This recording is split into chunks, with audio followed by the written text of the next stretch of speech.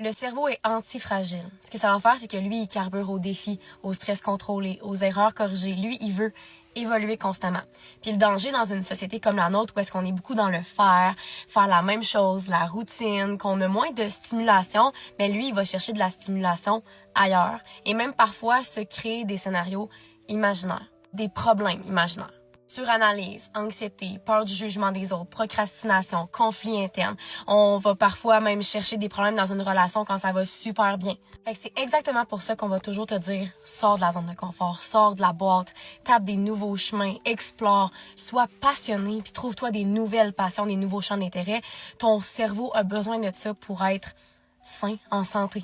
Avoir des habitudes, avoir une routine, avoir de la constance, c'est hyper bon pour atteindre des objectifs, mais tu as besoin de t'exposer à de la nouveauté pour être capable d'avoir moins peur, de sortir de tous les démons qui t'habitent puis tes patterns depuis plusieurs années, puis enfin avoir des résultats différents. Tu sais, la fameuse phrase « j'ai tout pour être heureuse, mais je ne le suis pas », ça peut être aussi au détriment du fait que tu restes tellement dans la boîte, dans la zone de confort, que ton cerveau, lui, il veut plus.